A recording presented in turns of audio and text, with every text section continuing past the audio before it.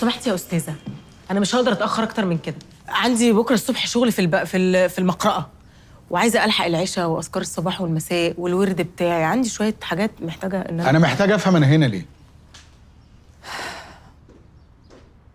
هتعرفوا كل حاجة دلوقتي. مين فيكم مفلس؟ مين على الحديدة؟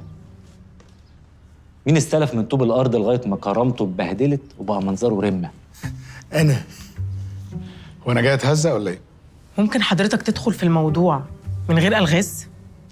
أنا ما حبيتش أجيب كل واحد فيكم لوحده، لأن مفيش حاجة هقولها لحد مش هقولها للتانيين، بالعكس كويس قوي إن إحنا نعرف كل حاجة مع بعض عشان اللي عنده سؤال أجاوب عليه قدام الكل. هو حضرتك مين؟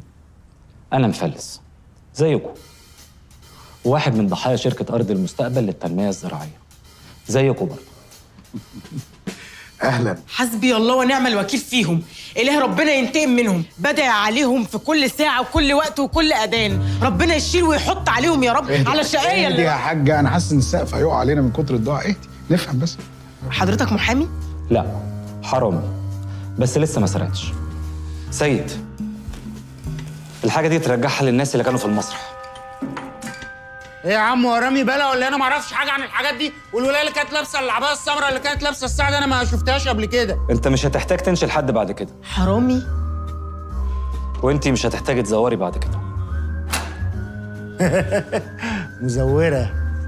حضرتك أنا بقلد، برسم، بفن، يعني أنا فنانة. وانت بقى بتزوري قبل صلاه العشاء ولا بعد صلاه العشاء؟ على فكرة مفيش وقت معين للتزوير. وانت محتاج تفوق. برشامجي. ياي قصدي فوق من المشاكل الاسريه اللي عندي. انا محتاج افهم والا همشي دلوقتي حالا. احنا الأربعة زي أكتر من 1000 واحد خسروا فلوسهم وحياتهم اتدمرت بسبب النصابين أصحاب شركة أرض المستقبل. أنا قدرت أعرف أسماء المذيعين اللي اتعاملوا مع الشركة، ومن ضمن القوائم الكتيرة دي اخترتكم انتوا.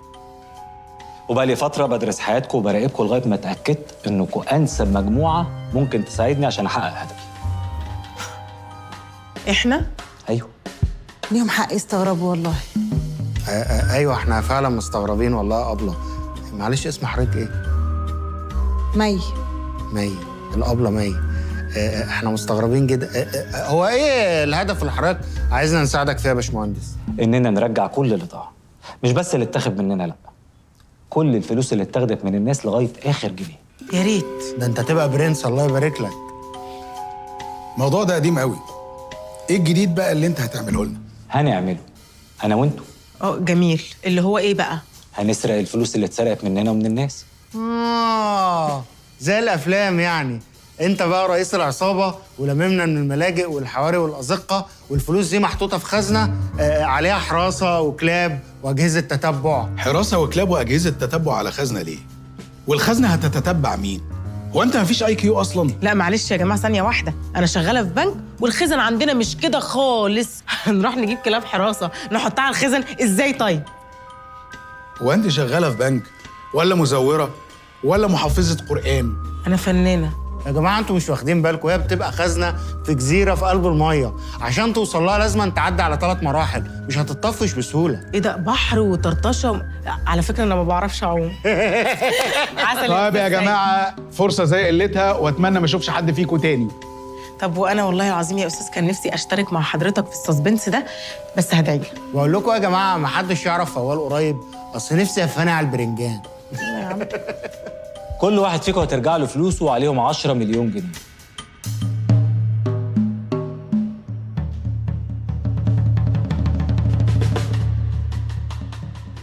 استهدوا بالله يا جماعه بس. نفهم من الراجل، احنا اتسرعنا برضه. الناس دي يا عم الحاج قدرت تخلع بالفلوس من غير ما الحكومه تثبت عليهم حاجه، ولا حتى سيرتهم جت بين 2 بيلقوا على قهوه. احنا بقى اللي هنجيبها منهم، احسن لنا نبعد عن طريقهم.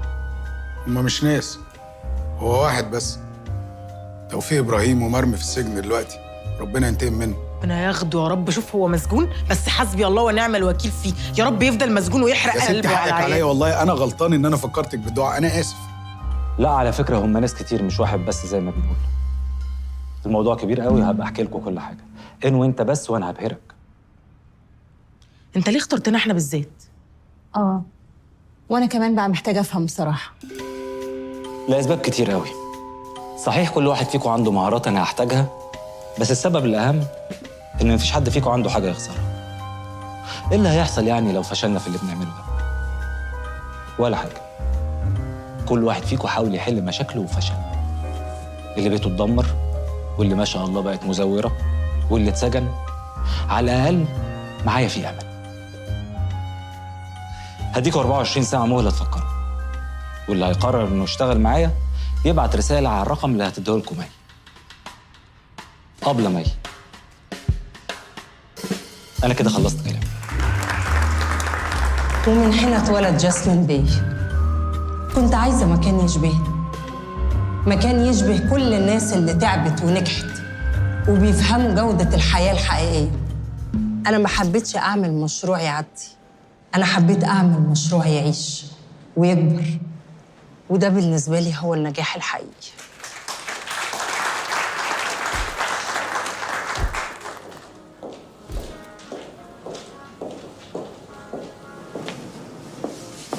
كويس أوي، بس يعني أنت بتصرفي كتير أوي على الدعاية والحفلات والكلام الفارغ ده، كده كتير أوي. الكلام الفارغ ده هو اللي بيبيع. أنا محتاجة أعمل براند عشان الحاجة الرخيصة تغلى، وجوزي حبيبي محتاج يغسل شوية فلوس.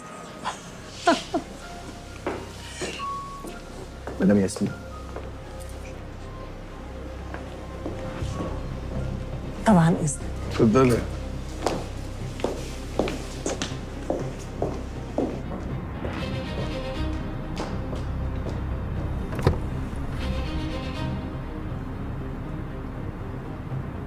إزاي حضرتك؟ كويس لحد دلوقتي. طب مش هتشرفنا في الحفلة جوه؟ أنا هكون مبسوطة قوي. ما عنديش وقت أضيعه في الكلام الفارغ ده. أنا جيت لك بنفسي عشان تقدري خطورة الموقف. أخير. في واحد بينخر وراكي، راح للمحامي اللي ماسك ملفات المودعين بتاع شركة أرض المستقبل بالتنمية الزراعية، بيسأل عليكي وعلى الأراجوزات اللي كنت مشاركاهم. عايز يعرف كل واحد منكم كان نصيبه كام واخد كام وما طبطش عليه ليه، وحاجات تانية كتير. مين ده؟ ده السؤال اللي لازم تجاوبي عليه بنفسك. لازم تعرفي ده مين وعاوز ايه ومين اللي وراه.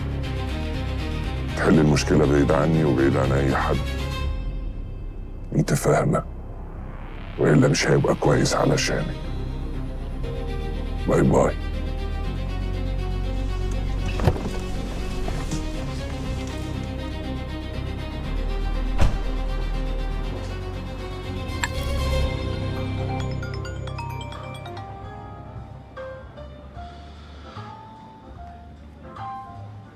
هلو. أيوة يا علي. وحشني صوتك قوي.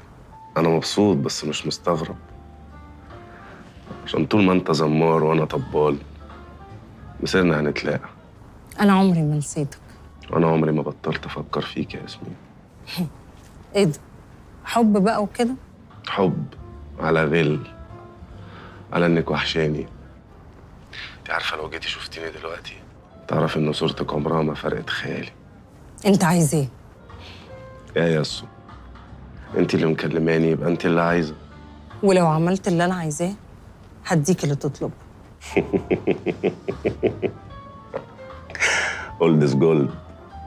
انا عايز حقي القديم. برضو؟ خلاص براحتك، يبقى ما عطلكيش. باي باي. حاضر، مع إنك خدت أكتر من حقك. عموما أنا مش عايزة أخش في الحوار ده دلوقتي.